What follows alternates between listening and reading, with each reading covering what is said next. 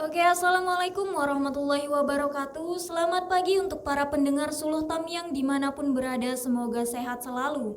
Kali ini kita akan mengadakan bincang-bincang pagi terkait Undang-Undang Tindak Pidana Kekerasan Seksual.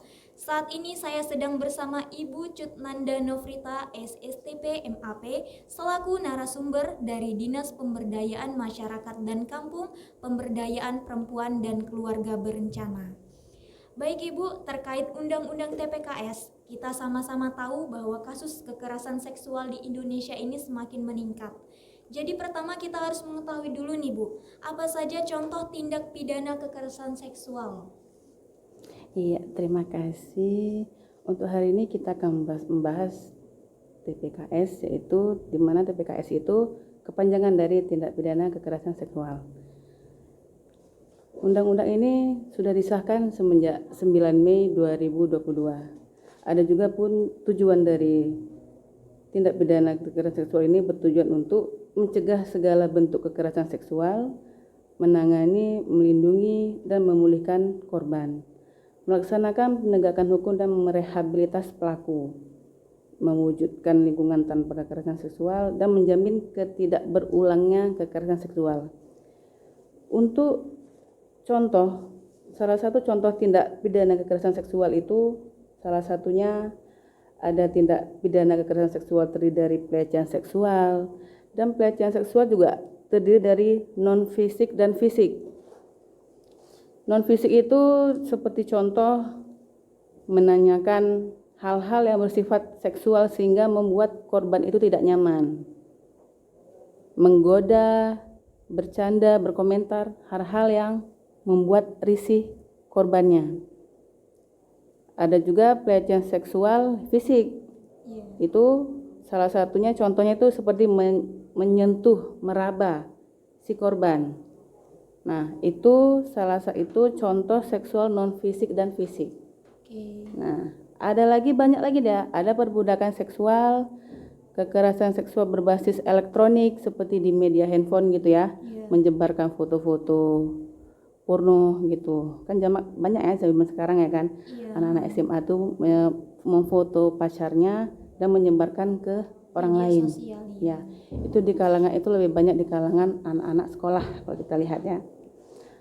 Selain itu, tindak pidana kekerasan seksual sebagaimana dimaksud pada ayat 1, tindak pidana kekerasan seksual juga meliputi pemerkosaan, perbuatan cabul, persetubuhan terhadap anak, pornografi yang seperti saya bilang tadi, dan pemaksaan pelacuran. Nah, pemaksaan pelacuran ini juga banyak di kalangan kita. Yang ibaratnya kalau bahasa kerennya tuh open BO. Nah, ya itu kan di kalangan kita banyak ya. Apalagi di kota-kota besarnya gitu. Itu salah satu contohnya. Ada juga tindak pidana yang dilakukan di rumah tangga, yaitu seperti melarangnya untuk memakai kontrasepsi. Ya, itu ada juga di dalam rumah tangga. Berarti di rumah tangga pun ada kekerasan seksual? Ada juga kekerasan seksual di lingkungan rumah tangga. Itu salah satunya yang sudah saya sebutkan beberapa tadi. Oke Bu, ini kita udah tahu nih apa saja contohnya tadi udah Ibu paparkan. Jadi nih Bu, apabila terjadi kekerasan seksual tersebut, kemana warga atau para perempuan harus membuat laporan nih Bu? Nah, untuk membuat laporan pada saat terjadinya kekerasan, maupun itu kekerasan seksual ataupun yang lain, kita bisa membuat pengaduan itu ke Dinas DPMK PPKB, tempatnya di bidang PPPA, Pemberdayaan Perempuan Perlindungan Anak. Di situ juga bisa, dan kita juga apabila urgen sekali kalau datang ke kantor kan itu membutuhkan waktu yang agak lama, mungkin karena jaraknya di kampung tadi. Bisa untuk melaporkan ke bagian polsek, kepolisian. Nanti pada saat sudah dilaporkan ke bagian kepolisian, mereka akan menindaklanjutinya langsung ke Polres PPA, dan Polres PPA itu juga akan menghubungi Dinas PPA. Berarti untuk tempat pengaduan dari warga atau para perempuan ini hanya PPA, PPPA, dan Polsek, Bu. Ya, itu kan apabila semua ada terjadinya tindak kekerasan bisa kita laporkan ke Polsek, bisa juga laporkan ke dinas kita. Nah itu, dan sebenarnya jarang ya masyarakat itu mau melaporkannya, karena mereka yang pertama, mereka banyaknya ini tekanan dari pelaku, mereka takut. Nah, adanya ancaman. Iya, adanya ancaman gitu. Ataupun pihak keluarga itu malu untuk melaporkannya. Karena kita bilang itu salah satunya aib gitu kita bilang ya. Pada saat anak mereka terjadinya pelecehan seksual, orang tua itu mereka takut ataupun malu untuk melaporkannya gitu. Sebenarnya untuk melaporkan itu nggak harus keluarga, dia bisa dibantu dengan perangkat kampung atau ya perangkat kampungnya juga bisa mendampingi atau mewakili dari keluarga untuk melaporkan hal tersebut. Selain perangkat kampung, kalau kita di dinas itu ada juga PLKB, pekerja lapangan kita di bagian KB, di setiap kampung itu ada, dan mereka juga bisa membantu. Nanti dari laporan mereka akan dilaporkan ke dinas PPA di bagian P2 TP2A-nya. Nanti kita akan langsung turun ke lokasi. Kalau misalnya itu diwakilkan, Bu, nggak dari pihak keluarga, apakah pihak yang bersangkutan atau korban sendiri harus tetap ikut atau boleh tetap tinggal di rumah dan hanya yang mewakilkan saja yang melaporkannya? Nah, kalau itu kita lihat sikon, karena kan ada sikon korban itu yang masih takut ya, dia trauma, dia nggak mau kemanapun, dia mau di rumah aja. Ada juga korban yang mau ikut karena dia untuk memberanikan diri untuk mengadu ke kita gitu. Ada sebagian didampingi keluarga juga ada juga yang membawa korbannya. Berarti tetap bisa walaupun korban tidak ikut ya, dalam pengaduan.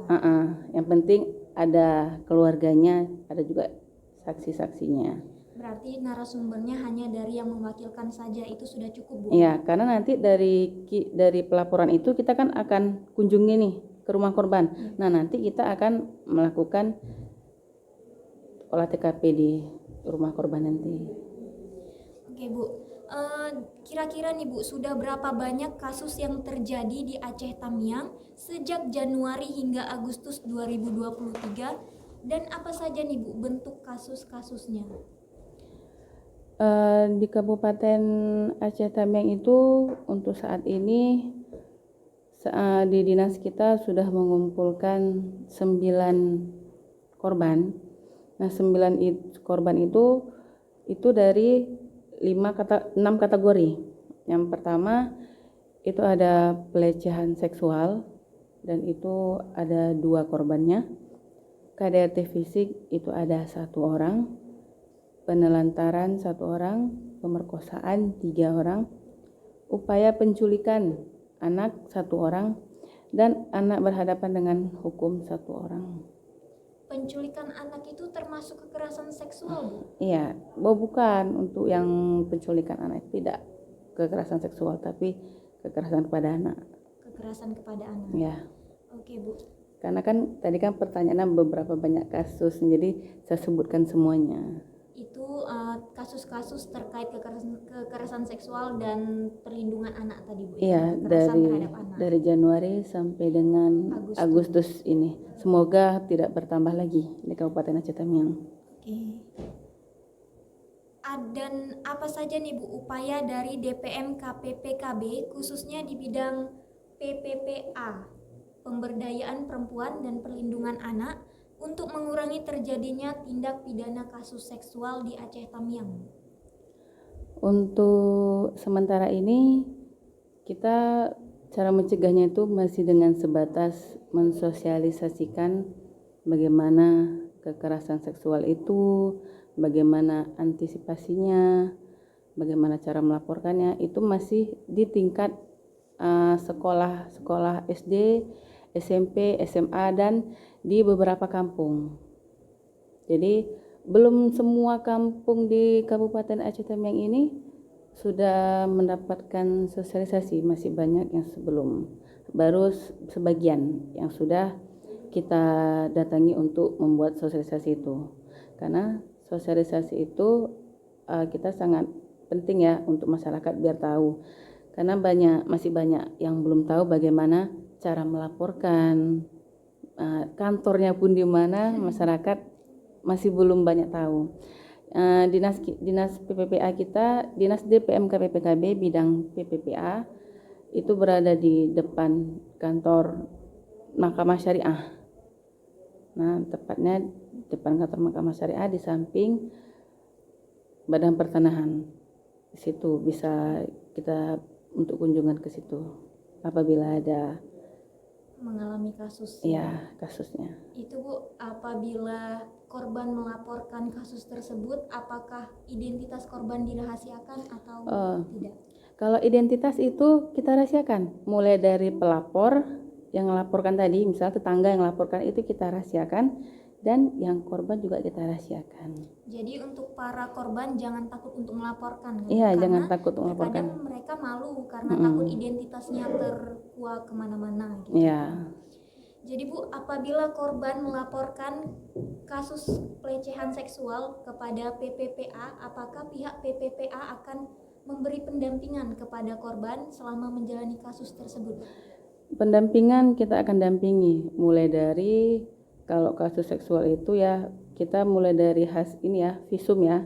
visum ke rumah sakit, kita akan dampingi, layanan kesehatan, layanan psikolog juga kita punya psikolog ya.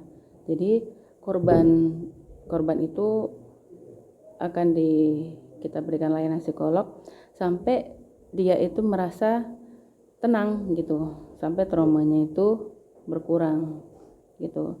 Ada satu pasien yang dia harus seminggu sekali untuk berjumpa dengan psikolog, itu ada.